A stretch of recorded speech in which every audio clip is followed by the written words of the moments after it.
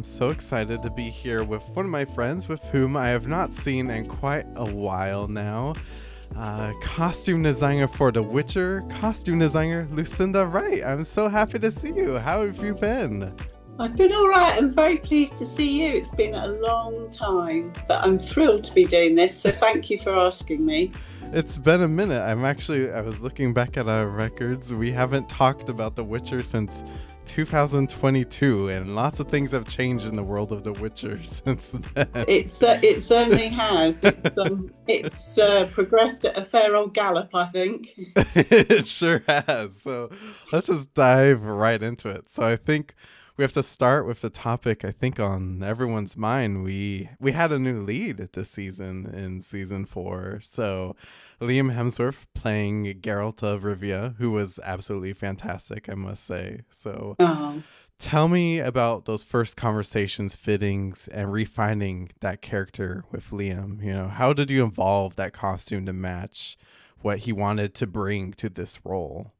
Yeah, it's always very until I actually meet the actor who's playing a part, you always wait. But because Geralt is Geralt, there are certain things I wanted to carry on and certain looks like the silver studded and black. And so I met Liam the first time. He was just walking down a corridor. He came over to see us just before the strikes. And I kept having conversations with showrunners and people about what I was going to do. And I said, oh, it's fine, it's fine. I'll be honest with you, I didn't know what I was doing. And I thought until I meet him. And then I saw him walking towards me and I thought, yeah, I know exactly what I'm doing.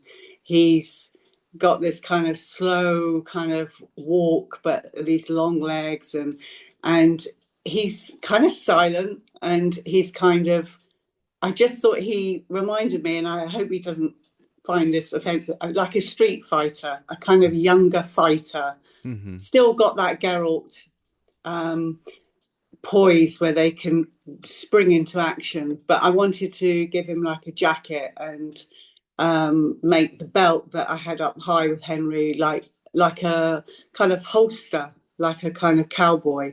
I wanted him to be like he could just spring into action, but still keeping the traits of the medallion, the shirt, and the trousers. But so I tried some shapes on him, and he was kind of quiet about it all. Really, I think he had a lot on his mind. He had a lot to carry. Yeah. But when we did the final look, he was very pleased. And it was really great to see him morph into Geralt. Yeah, it brought it all together. I really loved that like motorcycle jacket silhouette that you gave him. It really Oh, kind of thank all you. brought it all together. And Liam was quoted as saying to Netflix, "Any day I put on the actual body armor and I'm in proper Witcher mode, I feel like it forces you to walk a little differently and hold your head a little higher." Can you talk to the importance costume has in helping actors find their character on The Witcher? Well, with Liam, because he is tall, he's a good 6'4". The first thing he said was, "Don't make me taller." And I said, and I went, "But I'm going to." So I did that, gave him the heel in the boot because if you're that tall, you're just going to carry it even more. And so his look was kind of done. And then with the other characters, it's a process of meeting them and doing fittings, and a lot comes from for me a lot how they move and how they talk about the characters. Like Freya talks about Ciri, and I get a lot from the actor about how they want to evolve into it, and which they do in season 4.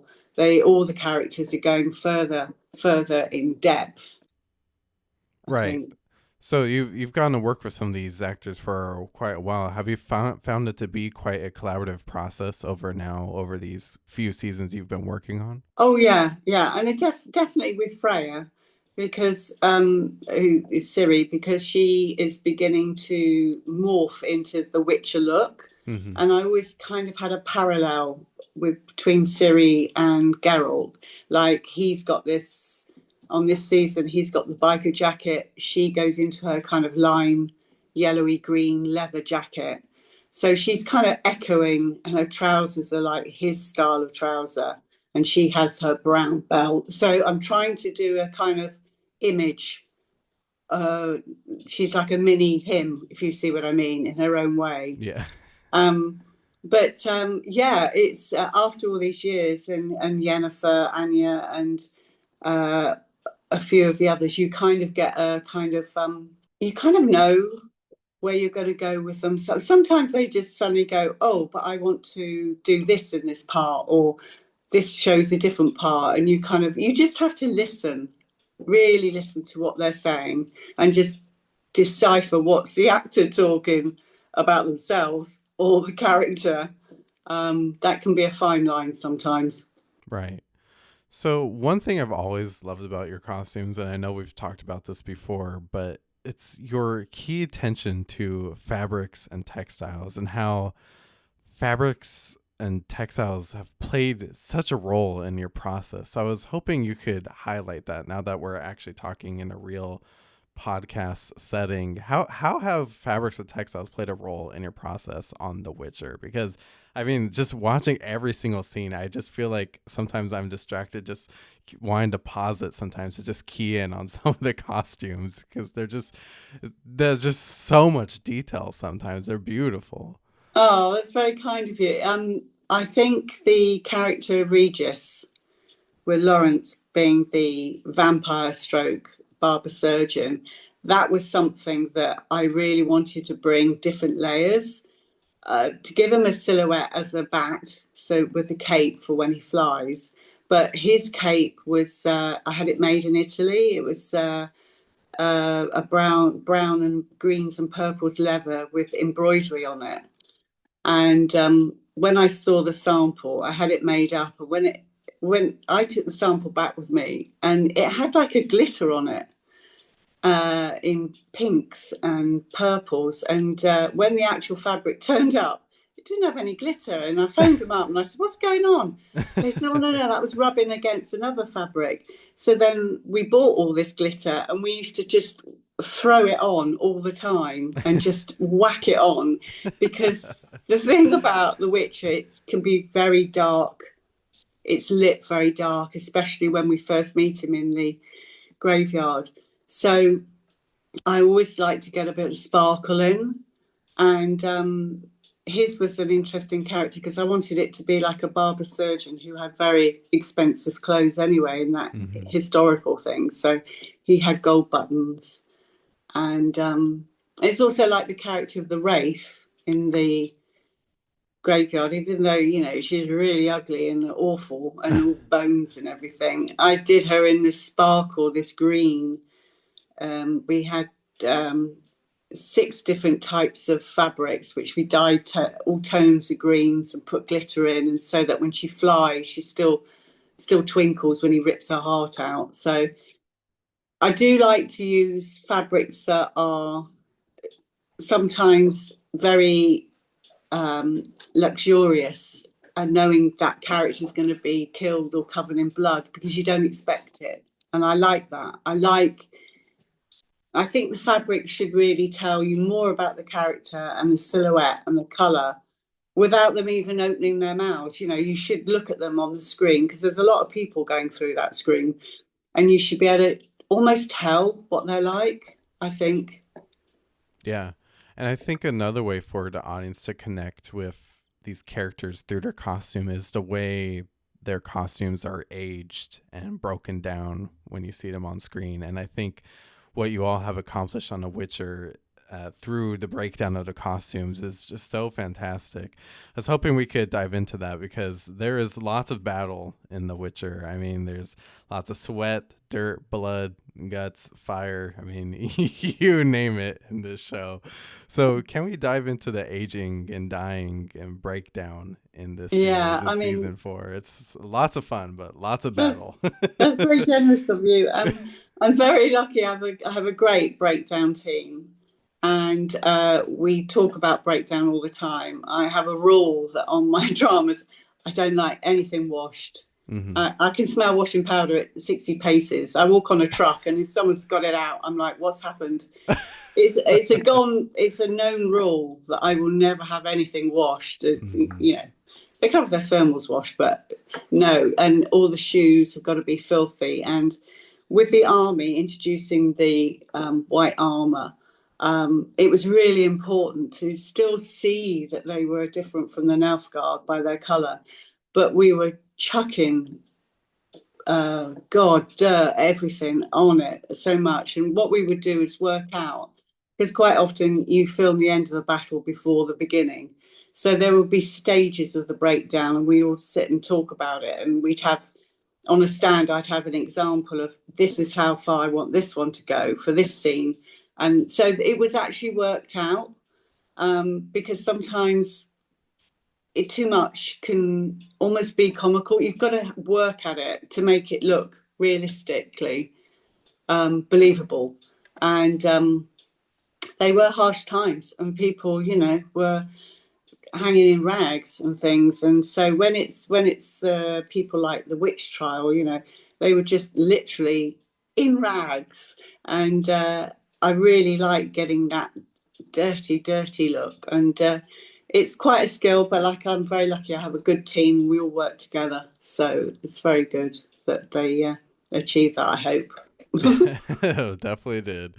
In this season, Ciri is traveling with a band of outlaws known as the Rats. And I noticed a lot more brighter neutral tones. And they're on the run. There's a bit more of a streetwear look to Ciri's costume. So I was wondering if you could speak to Ciri's costume journey this season, as she's a bit more on the go. So it's a little more of a low key look, I would say, this season. Yeah, she is. She's like I said, she's gradually morphing into her Witcher look. So it was like a simple blouse and a neat leather jacket and the trousers and the brown buckle boots with the belt. And so she's with people of her own age for the first time in The Witcher. She's usually either been at court or kicking around with Geralt. Or so it was. It was important to use colour to show that she was with the youthful rats. God bless them, and and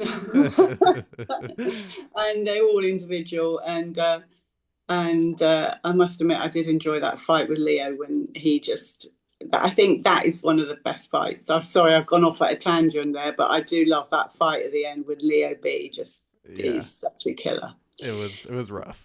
It was rough. I mean, they ain't coming back from that. But No. it was partly to show the colour, and it was in the south of the land, so it was warmer, and so it was important. Like with Missile, who had all that jewelry, and it was meant to bring a lighter contrast to The Witcher, knowing that you've got Leo B, as I call him, in his dark. He almost looked like he was in black, but actually it was dark purple and dark green. And he did have black. He's the only other one who wears black, apart from Geralt, because they're two killers.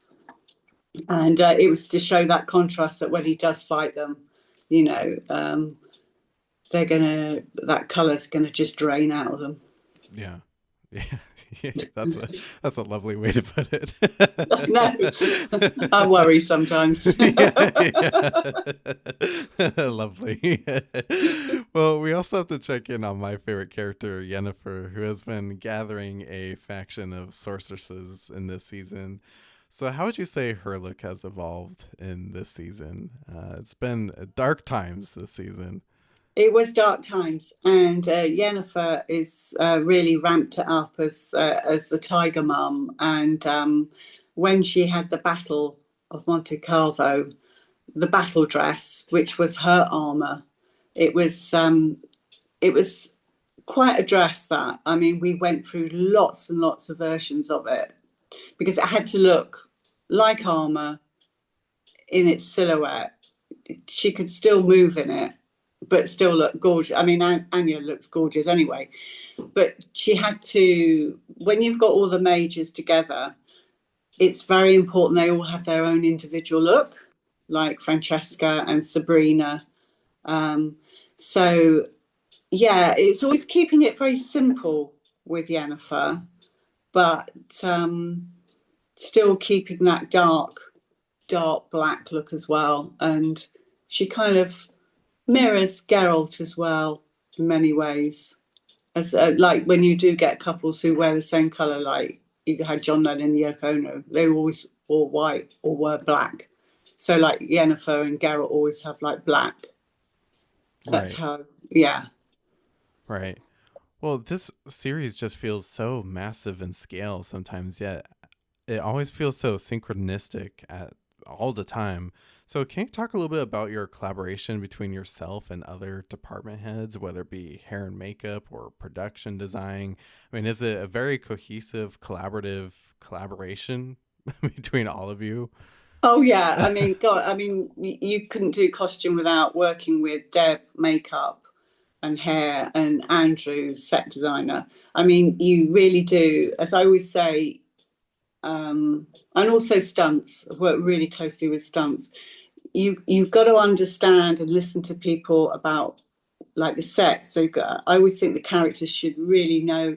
You should know that they fit in there like a mirror in his Nilfgaard palace. You know, it's gold and it's black and it's reflected in his clothes. And um, always sitting because I've worked with Dev for so long now since season two. We have like a shorthand, Mm-hmm. and we kind of know.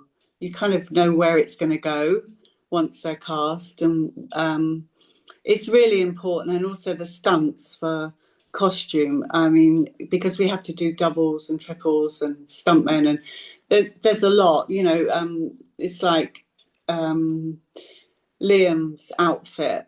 He would have had 8 to 9 jackets. Oh You gosh. know, one for the swamp, one for the water, one for the stunts, one for this battle, one for that. I mean, they're like little pods all over the place.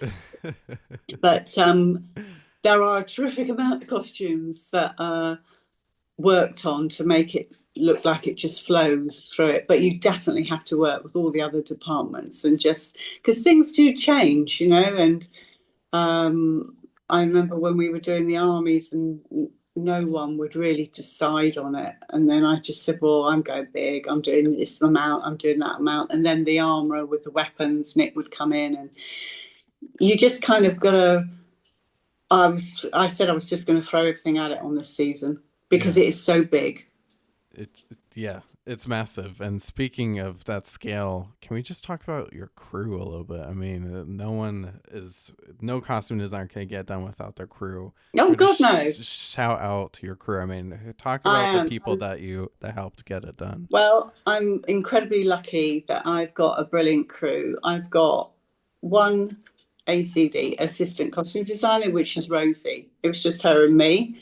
That's not many for a crew like this. No, that's crazy. There's one assistant, and then we had Millie the buyer, and we had the supervisor Beth, and then we had our standby crew. Our girls are brilliant with the principals, and then I worked very closely with Mark, the crowd supervisor, because I would always dress on a stand saying, "This is what I want these elves to look like. This is what I'd always give an example of what I wanted them to not copy, but that was the look. And then they go and do fittings, and then I'd go in and we'd look at everything like that. So I don't think it's a huge crew, I think, myself. And then we have a workroom of about 6 makers. But I think Wow. I like to keep tabs on it all to make sure I know where it's going. I think if it gets too big, I think you could lose what's going on. But I've just got excellent people who work with me. They are brilliant. And of course, I wouldn't be anywhere without them. So they are fantastic. And yeah, very lucky indeed. Wow, that's incredible. And that's a smaller crew than I imagined. I was thinking you're going to say it was like an army of people, so that's incredible. Um Well, we do have on days like when we do the battles. The good thing about The Witcher is that when you see a suit of armor, that's a real person in there. well, There's right. no CGI around on this one. Yeah. Um, even Grondo, who fought in the battle, they asked me to. create a costume for Grondo on this special effects bloke. So if you look at his shoulder, he's actually got a crown on there. It's a gold piece of jewelry. And I just got bits of what I had around, and he's made up of jewelry, crown, bits of Nilfgaard, and then they just went away and did their special effects on it and created it. So it was quite funny, really. And yeah, but I have a great Grace who runs the armor team as well. When we have big days, we obviously have loads of people come to help us. Right. But compared to other jobs, I do think, yeah, just me and Rosie are the design element. Yeah. That's incredible. Well, Lucinda, you've had quite the journey with The Witcher, being on the series since season 2, with even more coming up. So, what has the series meant to you as a costume designer? Oh, I think I can honestly say, and I've been doing it quite a while, The Witcher is, I always say it, and I say it to Lauren every day, this is the best job.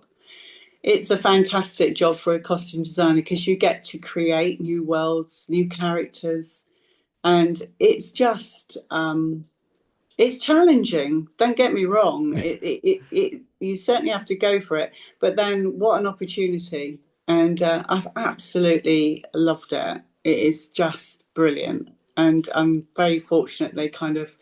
I show them where I'm going, and they're very generous. I think they kind of let me go there. Yeah. So that's good, and all the actors are great, and I really mean that. On some jobs, you're always like, but no, they just give it all they've got, and I think it's a very unique program. I love it. Well, I love it, and the audience loves it. Costume designer Lucinda Wright, thank you so much for coming to talk with me. I love this show, and I'm so excited to see what's next. And I hope you'll come back and talk with me when we have more to talk about, more costumes. Keep them coming. Well, thank you, Spencer. It's really lovely to see you again. You look really well. I really enjoyed it. Oh, why, thank you. I can't wait. The Costume House with Spencer Williams is a production of The Art of Costume. This episode was hosted, produced, and edited by Spencer Williams. To discover more conversations with the designers shaping film, television, and theater, visit theartofcostume.com or follow us on social media at The Art of Costume. And don't forget to connect with me on Instagram at HostSpencer. If you enjoyed this conversation, be sure to follow and subscribe wherever you listen to podcasts or watch on YouTube. And stay tuned for more episodes celebrating the designers shaping today's most captivating films, television series, and stage plays.